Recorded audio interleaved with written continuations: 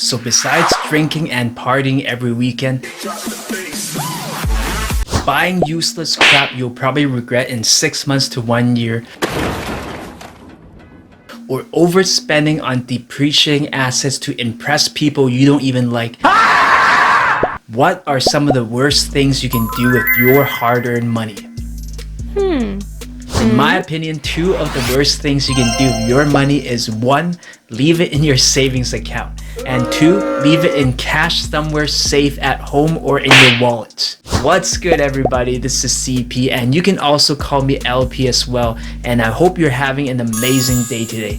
I'm going to quickly tell you why you're actually putting yourself at more risk financially every day and every year by not investing. So let's not waste any more time and 走起吧. Now, this might be a very basic concept for some people, but surprisingly, a lot of people I run across, especially younger people, are still unaware about the impacts of inflation and how it is actually the silent killer to your savings. Oh God! Fundamentally, it is a force that devalues your dollar every year and can be looked at as an extra tax on your savings. Yes, your hard-earned money that you save from working every day. And believe it or not, some people are actually doing nothing about it, and many people don't even know about it. In fact, I used to be one of those guys who would save all my extra savings from every paycheck and just continue to dump it into my savings account every month, every week. And I just told myself, if I just kept all this cash and continued to dump it into my savings account, one day I'll wake up and I'll be rich. But man, was I wrong. After a few years, I actually found out that I could have grown my wealth a lot faster by simply placing my savings elsewhere instead of my regular savings account or left it in cash. And I actually missed out on so many good opportunities to grow my wealth and let my money grow even more money. So to simplify this idea, let me break it down with a very basic example. Let's say you had $10,000 in cash in the year 2000. And you decided to leave the cash somewhere safe, maybe in your wallet or in a safe at home, and did not touch it for 20 years. So technically, you did not lose any cash. However, the key point to remember is that your net worth is actually gradually decreasing every year for the $10,000, as inflation is eating into your purchasing power, which essentially means you can purchase less goods. For example, a cup of coffee in the US costs about $2 in the year 2000. So if you spent your 10K all on coffee, it will get you about 5,000 cups of coffee. Fast forward to 2020, an average cup of coffee will cost you about $2.71. So if we quickly do the math, the same $10,000 that you left without doing anything would technically only get you about, yes, get this, 3,690 cups of coffee, which basically means with the same amount of cash, you're getting 1,300 less cups of coffee, just because the power of your money is actually going down. So in reality, your purchasing power for coffee actually decreased by over 25% in the past 20 years. Now, coffee is just one example, and the same could pretty much be said about all consumer goods that you buy. Think of clothes, goods, rent, food, groceries, everything that you pay for. Because over time, if you just do a quick search, the price of most consumer goods has consistently gone up year over year. However, the catch is that the rate of growth of our salaries and our savings are not keeping up with the rate of inflation of consumer goods. So to preserve your purchasing power, you either have to consistently make more money every year or park your savings in a place where it yields a higher return than inflation. Now, to give you another example, let's say you left the 10K in a regular savings account. You're much better off, right? According to research I've done, the stats show that you aren't much better off either. Since the average savings account in the US pays only about a 0.06% annual percentage yield. Yes, 0.06 out of 100.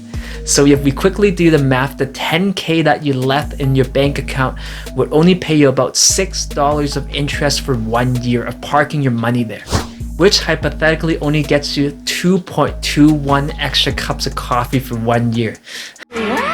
In comparison, instead of getting only a $6 return, let's see how much money you're actually missing out on just by simply parking your money elsewhere. Let's say you took that 10K and invested into the stock market. Now, the annualized real return adjusted for inflation is about 8.3% in the stock market for the past 30 years. So based on those numbers, instead of only getting $6 of interest for year one, you'll be getting $830. A huge difference, right? Let's say you reinvested all your interest back on top of your $10,000 principal and did that for 5 years in a row. By the end of year 5, you would have close to $15,000. Meanwhile, if you left the same 10K in your regular savings account, guess how much interest you would get?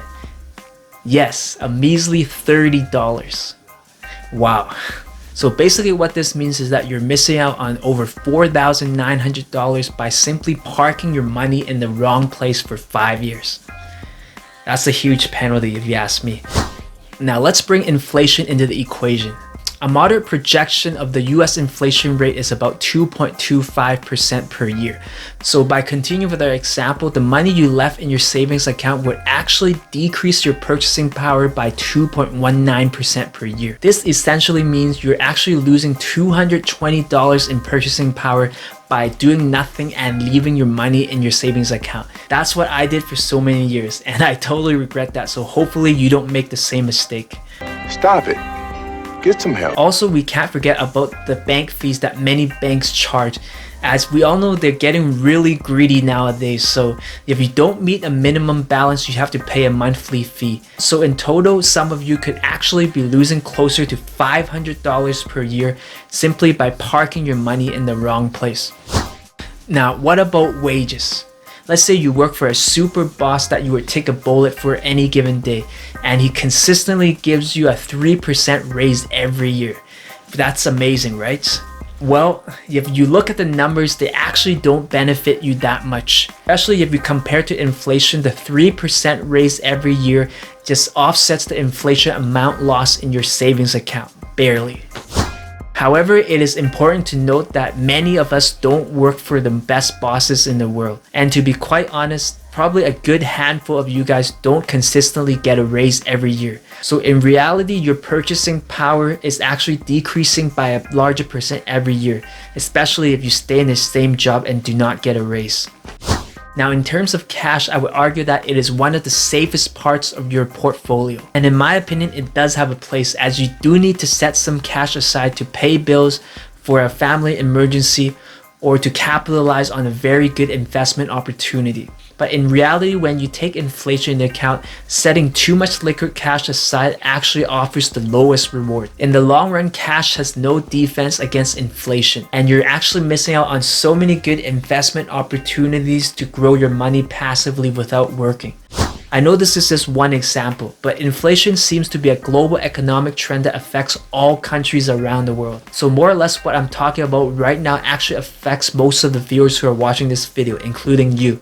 Unfortunately, this is the way that the economy is built today. And if you want to build wealth, increase your net worth, or preserve your purchasing power, then investing is one of the vehicles you need to take advantage of as early as possible.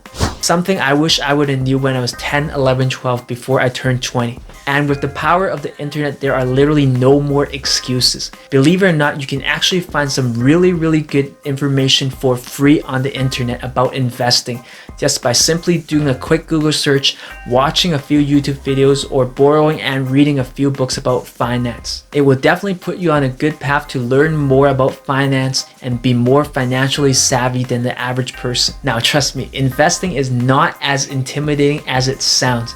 And the short answer is no. You do not need to set a whole bunch of money aside to hire a financial advisor. Now, that's a topic I'll cover another day, but I'll leave everyone with this today. So whatever it is, even if it's a small amount, a large amount, I definitely recommend that everybody should go out there and invest today or as soon as possible. Just do it! I hope everybody goes out there and kills it today. So let's not waste any more time and 走起吧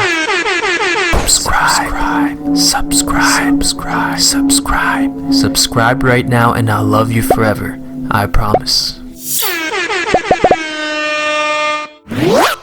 For 15 years of good luck, hit that like button now and activate your good fortunes. Do it now.